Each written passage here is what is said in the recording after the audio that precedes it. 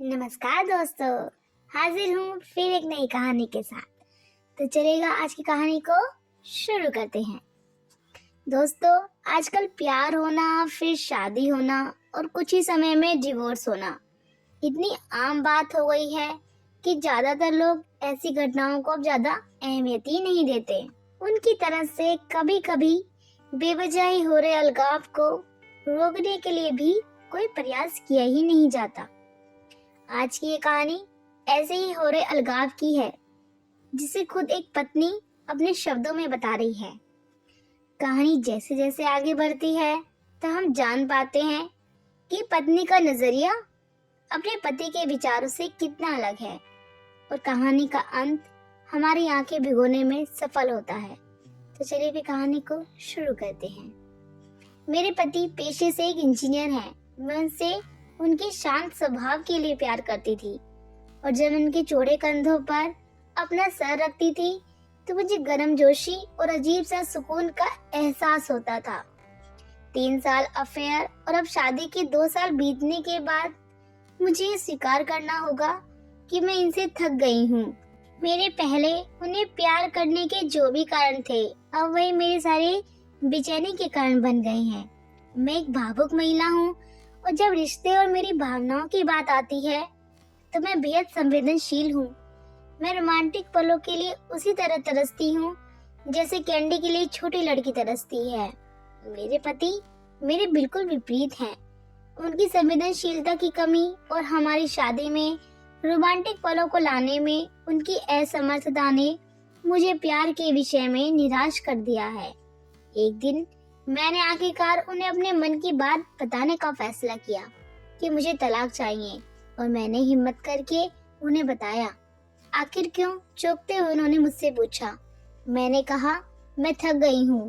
दुनिया में हर चीज का कोई कारण नहीं होता है। वे पूरी रात चुप रहे, हर समय हाथ में जलती हुई सिगरेट लिए गहरे विचारों में डूबे रहे।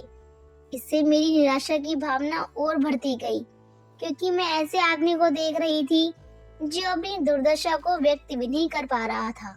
भला मैं उससे और क्या उम्मीद कर सकती थी? और अंत में उन्होंने मुझसे पूछा, मैं तुम्हारा मन बदलने के लिए क्या कर सकता हूँ? किसी ने सच ही कहा है कि किसी के व्यक्तित्व को बदलना मुश्किल है। मुझे लगता है मेरा उन पर से विश्वास उठना शुरू हो गया है। उनकी आंखों में गहराई से देखते हुए मैंने धीरे से उत्तर दिया, मैं तुम्हें एक सवाल पूछती हूँ। अगर तुम्हारा जवाब मेरे दिल को मना सके तो मैं अपना विचार बदल दूंगी। मान लो मुझे एक पहाड़ की चट्टान पर खिला एक फूल चाहिए और हम दोनों को यह पता हो कि इस फूल को तोड़ने से तुम्हारी मृत्यु हो जाएगी। क्या तुम मेरे लिए ऐसा करोगे? उसने कहा, मैं कल तुम्हें इसका जवाब दूंगा। उनकी प्रतिक्रिया सुनकर ही मेरी उम्मीदें धराशायी हो गई। मैं अगली सुबह उठी तो पाया कि वे चले गए थे और सामने के दरवाजे के पास खाने की मेज पर दूध के गिलास के नीचे उसकी खुरदुरी लिखावट के साथ कागज का एक टुकड़ा पड़ा था, जो पढ़े जाने पर ये बातें बयां करता था। प्रिय, मैं तुम्हारे लिए वह फूल नहीं तोड़ूंगा, लेकिन अगर तुम चाहो तो मैं तुम्हें इसके पीछे का कारण जरूर बताना चाहूंगा। ये पहली पंक्ति पढ़ते ही मेरे दिल के हजारों टुकड़े हो गए। फिर भी मैंने पढ़ना जारी रखा। जब तुम कंप्यूटर का इस्तेमाल करती हो तो तुम हमेशा सॉफ्टवेयर प्रोग्राम को गड़बड़ कर देती हो। अंत में तुम स्क्रीन के सामने बैठकर रोती हो। मुझे अपनी उंगलियों को जिंदा रखना पड़ेगा ताकि मैं प्रोग्राम को सही करके तुम्हारे कीमती आंसू बहने से रोक सकूं। तुम हमेशा घर की चाबियां घुमा देती हो, इसलिए मुझे दरवाजा खोलने के लिए अपने पैरों को जिंदा रखना पड़ेगा ताकि दरवाजा तोड़कर तुम्हें घर के अंदर ले जा सकूं। तुम यात्रा करना पसंद करती हो, लेकिन हमेशा एक नई जगह में अपना रास्ता भूल जाती हो। मुझे तुम्हें रास्ता दिखाने के लिए अपनी आंखें जिंदा रखनी पड़ेंगी। तुम्हें हमेशा ऐंठन होती है जब भी तुम्हारे पीरियड हर महीने आते हैं। मुझे अपनी हथेलियों को जिंदा रखना है ताकि मैं तुम्हारी पेट की ऐंठन को शांत कर सकूं। तुम्हें घर के अंदर रहना पसंद है और मुझे पता है कि तुम अंतर्मुखी व्यक्ति हो।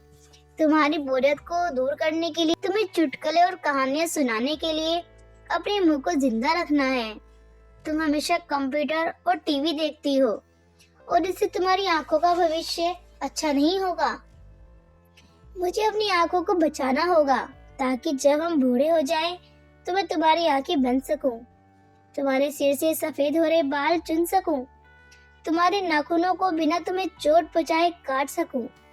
मैं भी समुद्र तट पर टहलते हुए तुम्हारा हाथ पकड़ना चाहता हूँ। जैसे तुम धूप और सुंदर रेत का आनंद लेती हो और खुशी से गाने गुनगुनाती हो, उसे मैं अपने कानों से सुनना चाहता हूँ। इसलिए मेरे कान जिंदा रहने चाहिए।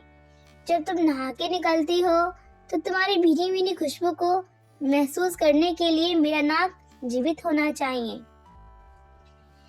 इसलिए मेरी प्रिया, जब तक मुझे यकीन नहीं होता कि कोई है जो तुमसे मुझसे अधिक प्यार करता है, मैं तब तक उस फूल को नहीं तोड़ूंगा। और जिस दिन ऐसा कोई आया तो तुमसे मुझसे अधिक प्यार करे, मैं खुशी खुशी उस फूल को तोड़ लूंगा। ये पढ़ते ही मेरे आंसू पत्र पर गिर पड़े और उसकी लिखावट की स्याही धुंधली हो गई। मैंने उसे पढ़ना जारी रखा।